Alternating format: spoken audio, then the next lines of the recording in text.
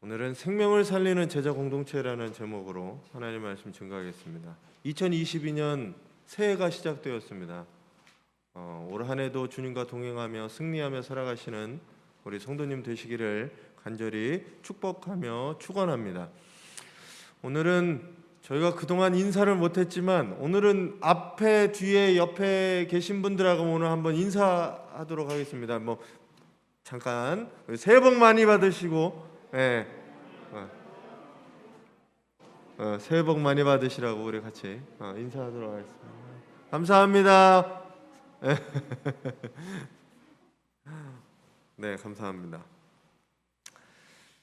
새해가 되었는데 아직 코로나 상황은 여전해서 저희가 이렇게 보내고 있습니다. 그럼에도 불구하고 저희가 3년째니까 계속 이럴 수는 없어서 방역 수칙을 지켜가며 할 수 있는 방법을 방안하고 모색해야 될 것 같습니다. 새해에는 우리가 새로운 선물을 받은 느낌으로 새롭게 시작하시는 우리 성도님들이 되시기 바랍니다. 그래서 그동안 어두웠던 것, 그동안 힘내지 못했던 것, 그동안 우리 삶에 짓누려고 있었던 것, 그런 것들을 다 떨쳐내시고 새롭게 시작하고 새로운 마음으로 시작하시는 성도님들이 되시기 바랍니다. 누구하고 시작할 때 새로워질 수 있냐면 주님과 함께 할 때 새로워질 수 있어요. 이것들을 기억하시기를 간절히 바랍니다. 오늘은 먼저 이 얘기를 잠깐 하려고 해요. 얼리 어댑터라고 하는 게 있습니다. 얼리 어댑터. 얼리 어댑터 들어보셨어요? 얼리 어댑터들은 남들보다 조금 빨리 신제품들을 써보고 사용해보는 소비자군을 말하는 것이 얼리 어댑터입니다. 그래서 핸드폰이나 전자기기나 아니면 TV나 아니면 자동차나 뭐든지 새로 나온 가장 최신의 것을 구매해서 그것을 가지고 자기가 평가하고 그런 것들을 남기는 소비자들을 얼리 어댑터라고 합니다. 그래서 요즘 얼리 어댑터들은 자신이 경험해 본 것들을 SNS 상에 올리게 돼요. 그래서 어떤 유튜브들은 제가 보니까 청소기를 구매할 때 보니까 진공청소기를 3대, 4대, 5대 최신 나온 것들을 자기가 평가해요. 그래서 유튜브에 올려요. 그 수익을 가지고 또 신제품들을 구매하고 싶은 사람들에게 소개하는 역할을 합니다. 그래서 이 제품은 이게 장점이고 이게 단점입니다. 이런 것들을 얘기하는 게 바로 이런 사람들이에요. 그래서 요즘에는 슈퍼블로거라고 하는 사람들은 자기 제품 써주세요 하고 후원도 받기도 하고 오히려 많은 돈을 주고 홍보 부탁을 하기도 하는 시대가 되었습니다. 요즘은 스마트폰 없는 사람이 한 사람도 없어요. 요즘에는 저희도 막내까지 스마트폰을 다 갖고 있습니다. 예전에는 상상도 하지 못할 일이었어요.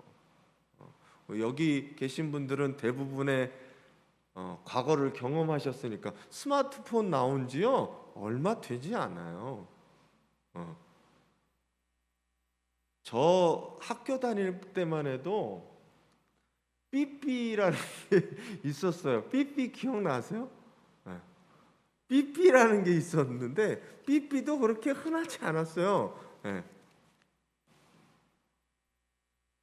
그 다음에 손전화라고 하는 것들이 처음에 시작된 그때도 그게 한 100만 원 돈 했습니다. 그 당시에 그런 것들이 있었다는 거죠. 근데 지금은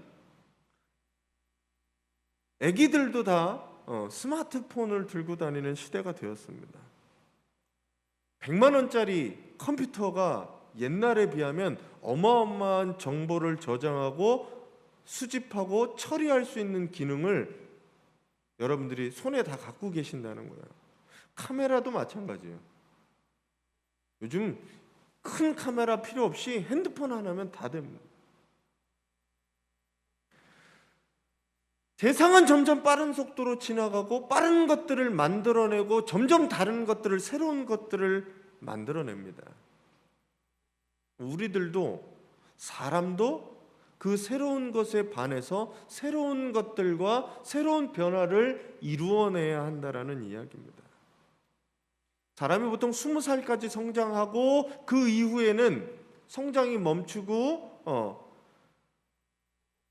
쇠퇴하기 시작한다라고 합니다. 그래서 어떤 사람들은 나이가 들는 게 싫어서 얼굴에 바르기도 하고 주사를 맞기도 하고 그렇게 하기도 합니다. 겉모습이 자꾸 새로워지는 것들을 보여주기 위해서죠. 그래서 연초가 되면 새로운 마음과 새로운 각오를 가지고 머리를 자르시는 분들도 있습니다. 왜냐하면 새롭게 되기 위해서요. 우리가 새롭게 태어나고 새롭게 살아가는 것 바로 우리가 해야 될 일입니다. 겉에가 새로워지는 것뿐만 아니라 우리의 마음이 새로워져야 정말 새로운 사람이 되어야 된다는 겁니다.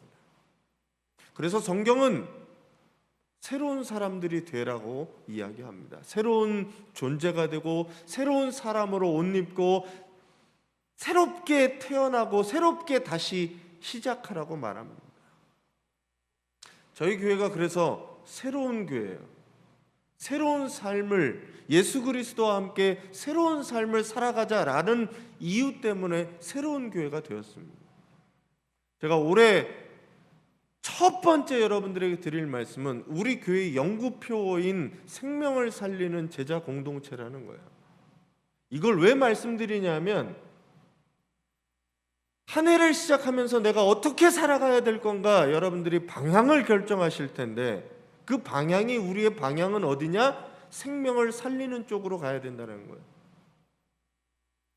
일반 사람들이 아니라 그냥 많은 무리가 아니라 제자가 되시라고 얘기하는 겁니다.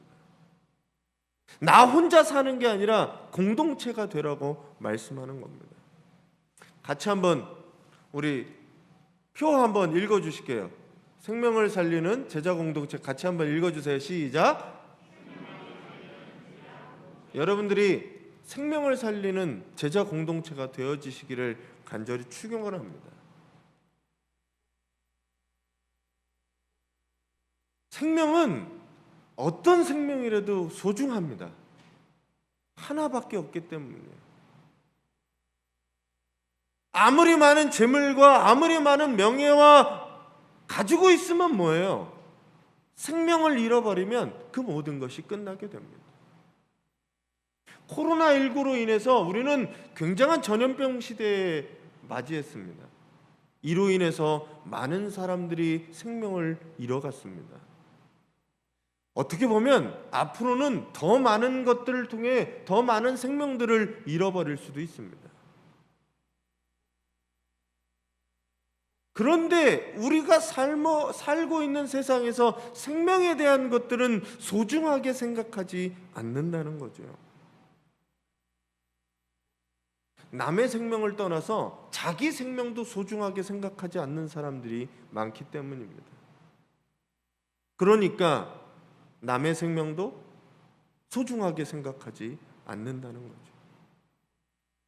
생명에 대해서 존경심도 그리고 소중한 마음도 없기 때문에 막 살아가는 거예요.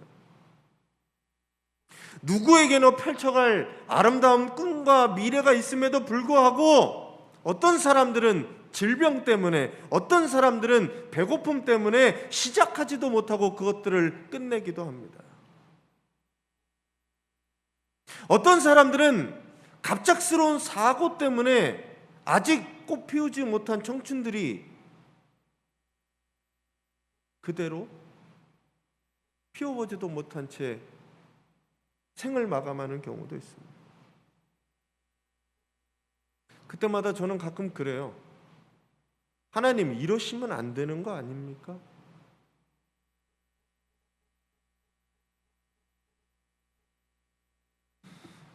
세월호 사건이 있을 때도 마찬가지예요. 하나님, 이러시면 안 되는 거 아닙니까? 진짜 하나님이라면 이렇게 저 젊은 청년들을, 저 젊은 아이들을 이렇게 하시면 안 되는 거 아닙니까?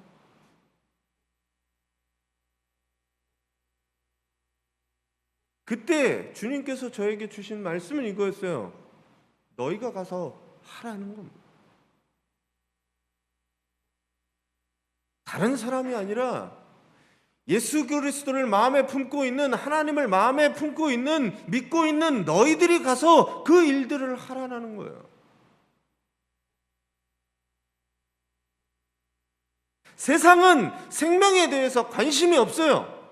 나만 지금 이 순간만 살아가고 이 순간만 나만 아니면 된다라는 것으로 살아가고 있을 때 그리스도인들은 그렇게 살면 안 된다는 거예요. 그리스도인들은 생명들을 살려내는 역할들을 감당하셔야 되는 거예요. 나뿐만이 아니라 나와 이웃과 세상의 생명들을 살려가는 역할들을 여러분들이 감당하셔야 하는 겁니다. 새해 여러분들이 어떤 목표를 세우셨는지 모르겠지만 생명을 살리는 일에 동참하시는 우리 성도님들이 되시기를 간절히 바랍니다. 그게 여러분들의 사명입니다. 생명에는 세 가지를 얘기해요. 성경은 생명을 세 가지로 얘기하는데 하나는 영입니다. 영. 푸뉴마라고 하는 영이고 또 하나는 소마라고 하는 이 육이라는 게 있어요. 그리고 푸시케라고 하는 혼이라는 게 있습니다. 그래서 영과 육과 혼, 혹은 영혼, 육체 이렇게 얘기하지만 보통 이 세 가지로 의미합니다. 생명을 살린다는 것은 이 세 가지를 살리는 것을 의미하는 것임을 기억하시길 바랍니다. 첫 번째로 영을 살려야 되는 거예요. 성경은 오늘 우리가 본문에서 읽은 대로 하나님의 생명을 받는 사람들, 그 사람들은 영혼이 살아있는 사람들입니다. 생명의 떡으로 너희들에게 주겠다라고 말씀하신 그것은 예수 그리스도를 마음에 품고 있어야 비로소 참 생명을 얻는 거예요. 영생이 있는 거예요. 성경 전체를 통틀어 살아있다, 생명이 있다라는 것은 하나님과 함께할 때 비로소 생명이라는 게 있습니다. 아무리 살아있는 것처럼 보이지만 하나님과 떨어지는 인생, 그건 죄된 인생이고 죽은 인생이라는 거예요. 제가 그래서 여기 꽃꽂이를 안 놓는 이유는 생명 아닌 것들이 여기 올라오는 게 별로 좋지 않아서 안 올려요. 살아있는 것처럼 보이지만 사는 게 아니에요. 이건 뿌리가 없고 생명의 근원이 없는 꽃은 결국엔 죽어버린다는 거죠. 우리가 누구하고 붙어있을 때 살아있느냐 하면 하나님하고 붙어있을 때 살아있는 거예요. 영생이 있는 겁니다. 그래서 우리는 영혼을 살리는 일들을 해야 돼요. 여러분들의 영혼이 내년에는 나도 살아있고 남의 영혼도 살리시는 성도님들이 되시기를 간절히 바랍니다. 네. 영혼이 어떻게 살아야 돼요? 하나님과 함께하는 것들을 하나님과 함께할 때 영혼이 사는 거예요. 그러기 위해 여러분들의 노력을 아끼지 마시기를 바랍니다. 영혼이 사는 일에 예배하고 찬양하고 기도하고 묵상하고 말씀을 보고 그리고 그것들이 전달되기 위해 사랑을 실천하고 예수 그리스도를 전하는 일에 영혼을 살리는 일에 여러분들이 내년에는 다 하시기를 간절히 바랍니다. 두 번째는 생명을 살릴 때 우리는 육체도 살려야 되는 거예요. 하나님은 세상을 만드실 때 자연을 만드시고 사람을 만드셨어요. 왜? 사람이 살 수 있는 환경을 만드셨기 때문입니다. 우리는 창조주 하나님을 믿고 모든 생명의 하나님 되심을 믿습니다. 하나님은 모든 생명을 창조하시고 아름답다라고 생각하셨어요. 심히 좋았다라고 표현되어 있습니다. 근데 사람의 손으로 자연을 파괴하고 생물들을 멸종시키고 하는 것에 대해서 우리는 하나님 앞에 죄스러운 마음들이 있어야 돼요. 자연이 우리한테 주는 교훈들을 우리가 돌아봐야 됩니다. 지금은 온난화 문제, 코로나19로 이 팬데믹의 문제, 그리고 지구 환경 파괴의 문제가 심각하게 되어 있습니다. 지금이라도 뭘 하지 않으면 돌이킬 수 없는 세상이 될 겁니다. 큰 일이 아니라 작은 일부터 시작하시기를 간절히 바랍니다. 물을 아껴 쓰고 전기를 아껴 쓰고, 교회가 지금 저희가 브릿지에서 하고 있는 일은 우유팩 중에 알루미늄 포장이 된 우유팩을 저희들이 모으고 있어요. 그게 분리수거가 안 된다 그래서. 내가 할 수 있는 작은 일부터 실천하십시오. 플라스틱 사용을 줄이고 탄소 배출을 줄여내고, 내가 할 수 있는 창조 세계 보존을 위해 여러분들이 동참하시기를 간절히 바랍니다. 그게 우리가 해야 할 일입니다. 제가 교회를 말씀드리면서 우리 교회가 나아갈 방향 중에 하나가 에코교회가 되었으면 좋겠다라고 말씀드렸어요. 생명을 살리는 일에 우리가 동참해야 합니다. 또 하나는 혼을 살리는 일에도 우리는 열심히 생명을 살려는 일에 함께해야 합니다. 우리는 양심과 지성과 이성과 의지, 감성들을 살려내야 됩니다. 코로나 이후에 이 코로나 블루라고 하는 것들이 있어요. 사람들이 굉장한 우울감에 빠지게 됩니다. 할 수 없고 만날 수 없고 집에서 혼자 지내다 보면 이것들이 익숙해져 가고 사람들로 하여금 우울감들이 쌓이게 된다는 거예요. 그럴 때 그리스도인으로서 나아가서 칭찬하고 위로하고 격려하고 경청해주고 배려하고 그 마음에 힘을 주는 역할들을 여러분들이 감당하시기를 간절히 바랍니다. 특별히 내년에, 올해 이 목표를 세우시기를 간절히 바랍니다. 그래서 사람들을 많이 격려하시고 여러분들의 사랑의 말로서 그 사람들이 힘을 얻게 해주시고 희망을 얻게 해주시고 에너지를 얻게 해주시는 우리 성도님들이 되시기 바랍니다. 때로는 사람의 말 한마디가 생명을 살리는 것을 기억하시기를 바랍니다. 여러분들이 그럴 수 있습니다. 내년에는 이 생명을 살리는 일에 동참하시고 계획하시는 성도님들이 되시길 바랍니다. 두 번째는 우리가 생명을 살리는 제자라는 거예요. 제자는 그냥 스승을 따르는 사람이면서 동시에 스스로 교사가 되는 사람이 제자입니다. 예수님이 마태복음 28장에서 이렇게 얘기하세요. 그러므로 너희는 가서 모든 민족으로 제자를 삼아 아버지와 아들과 성령의 이름으로 세례를 베풀고 내가 너희에게 분부한 모든 것을 가르쳐 지키게 하라. 볼지어다 세상 끝날까지 너희와 항상 함께 있으리라 하시니라. 스스로 예수 그리스도를 따르고 예수 그리스도의 제자가 되는 사람은 무엇을 해야 되냐 하면 제자를 삼고 가르쳐 지키게 하는 일들을 해야 되는 겁니다. 예수님 당시에도 예수님을 따르는 5,000명, 오병이어의 기적을 경험한 5,000명들이 모두 다 제자가 되진 않았습니다. 말씀을 듣고 그냥 하나의 무리로 인해서 무리가 되어 떠도는 사람들처럼 그렇게 흩어져 버렸다는 거죠. 저희 교회가 큰 교회는 아니지만 수만 명이 모이는 교회는 아니지만 이 가운데 여러분들이 참다운 제자로 바로 서시기를 간절히 바랍니다. 제가 내년의 목표가 그래서 모두 다 교사가 되셨으면 좋겠다라고 말씀드렸어요.